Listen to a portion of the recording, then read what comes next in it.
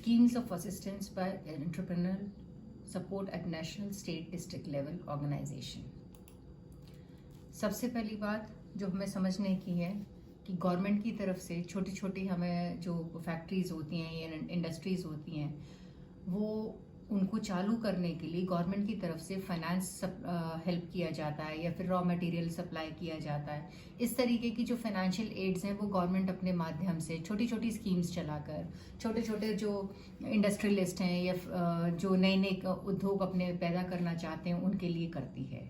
ये कुछ स्कीम्स हैं, schemes of national small industries corporation, जैसे सिंगल पॉइंट रजिस्ट्रेशन। इसमें क्या है कि आप एक ही टाइम पे रजिस्ट्रेशन करते हैं। बैंक क्रेडिट फैसिलिटेशन, यानी कि जो बैंक होती है उसके द्वारा आपको पैसा इंटरेस्ट पे मिल जाता है। रॉ मटेरियल असिस्टेंस, अगर आपके किसी उद्योग के लिए अगर रॉ मटेरियल की ज़रूरत है, कच्चे माल की ज़रूरत है, तो उसकी भी हेल्प मिल जाती है। एग्जीबिशंस, आपके यहाँ से कोई प्रोडक्ट तैयार किया गया है वो बिकवाना है या उसकी सेल करानी है तो उसके लिए एग्जीबिशंस बनाए जाते हैं, एग्जीबिशंस लगाए जाते हैं। आपने देखा भी होगा छोटे मोटे शहरों में, छोटे मोटे गाँव में आपने इस तरीके की चीज़ें देखी होंगी कि वहीं के लोग उनको बनाते हैं और फिर उसको वहाँ पे इकट्ठा करके उसको बेचा जाता है। इंफ्रास्ट्रक्चर डेवलपमेंट, जैसे कि आपके यहाँ अगर बहुत सारे लोग काम करने वाले हैं और आपके पास बिल्डिंग नहीं है उस तरीके की, तो उसके कंस्ट्रक्शन के लिए भी गवर्नमेंट अपनी तरफ से छोटी छोटी स्कीम्स लेकर आती है ताकि लोगों को फाइनेंशियल एड या फिर इस तरीके की एड मिल जाए ताकि लोग अपने जो भी काम कर रहे हैं उनको सुचारू रूप से कर सकें।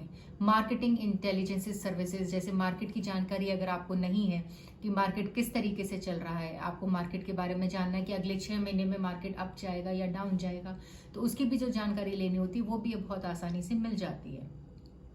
Technology incubation under PPP mode, यानी कि आज की तारीख में हमें कितनी टेक्नोलॉजी की ज़रूरत है ये पीपीपी मोड द्वारा, तो वो उसके बारे में भी ये छोटी छोटी स्कीम्स की जो असिस्टेंस मिलती है गवर्नमेंट के द्वारा वो मिल जाती है। सेकेंड, सबसे पहले NSIC। अब ये NSIC है क्या? National small scale industries corporation, यानी कि गवर्नमेंट की तरफ से ये एक स्कीम है जिसमें आप छोटे छोटे उद्योगों को बहुत आसानी से अपने चला सकते हो। सबसे पहले है MSME डेटा बैंक। MSME की परिभाषा क्या है, सबसे पहली चीज हम वो समझ लें। सूक्ष्म, लघु एवं मध्यम उद्यम को संक्षिप्त में MSME कहा जाता है। MSME 2 प्रकार के होते हैं, मैन्युफैक्चरिंग उद्यम यानी उत्पादन करने वाली इकाई, दूसरा है सर्विस MSME इकाई, ये मुख्य रूप से सेवा देने का काम करती है। हाल ही में सरकार ने MSME की परिभाषा बदली है। नए बदलाव के निम्न श्रेणी के उद्यम सूक्ष्म, लघु और मध्यम उद्योग में आएंगे। सूक्ष्म उद्योग के अंतर्गत रखा अव्यय उद्यम आते हैं जिसमें 1 करोड़ रुपए का निवेश मशीनरी वगैरह में और टर्नओवर 5 करोड़ तक हो सके। अब national scheduled caste and scheduled tribe hub, बहुत से आदिवासी आपने देखे होंगे, शेड्यूल्ड कास्ट है, शेड्यूल्ड ट्राइब है, उनको भी हेल्प देने के लिए इस तरीके से कॉरपोरेशन खोली गई है जहां पे उनको फाइनेंशियल एड मिल सके। Performance and credit rating scheme, performance मतलब छोटी छोटी इकाइयां जो चालू की जाती हैं वो किस तरीके से काम करेंगी, उनकी परफॉर्मेंस किस तरीके से निकलेगी और एक शहर में कितनी इकाइयां इस तरीके की चल रही हैं, उनकी परफॉर्मेंस रेटिंग और क्रेडिट रेटिंग किस तरीके से होगी, वो ये national small scale industries corporation करती है। For more than A decade NRDC, अब ये नया डेवलपमेंट कॉरपोरेशन है, NRDC and our on the ground partners have been working with government agencies, academic institutions and civil society leaders on 3 interconnected initiatives: clean air, healthy cities, cooling and efficiency and renewable energy। अब ये NRDC है क्या? NRDC corporation है, इसकी स्थापना 1953 में भारत सरकार द्वारा की गई थी। इस वर्तमान में ये विज्ञान एवं प्रौद्योगिकी मंत्रालय के अंतर्गत वैज्ञानिक और औद्योगिक अनुसंधान के रूप में प्रख्यात है। इसका बेसिक काम क्या है? इसका बेसिक काम ये है कि ये गवर्नमेंट एजेंसीज और जो एकेडमिक इंस्टीट्यूशंस होते हैं उनके और जो लोग रहने वाले होते हैं उनको कनेक्ट करती है।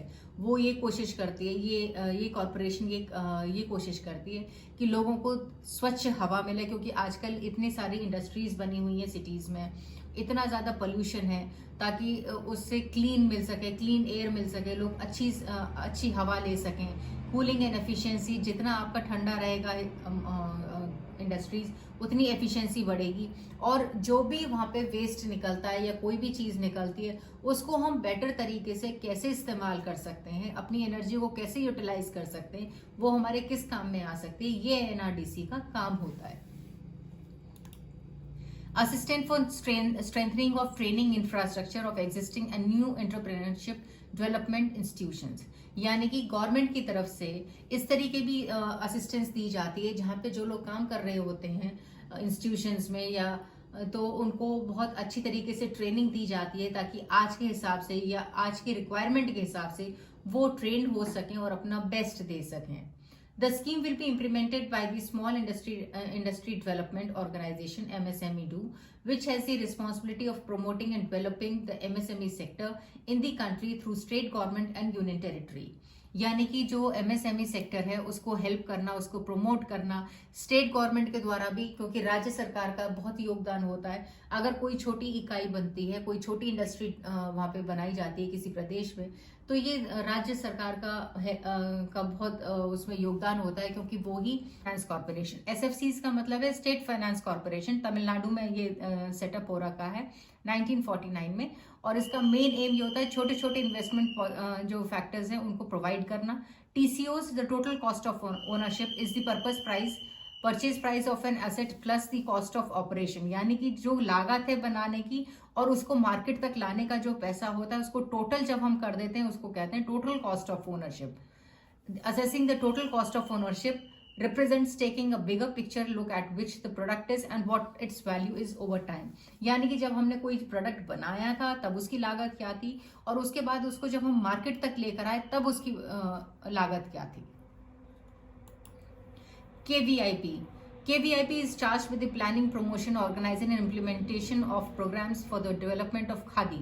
KVIP का जो मेन पर्पस है वो खादी को प्रमोट करना है, उसकी डेवलपमेंट के लिए है।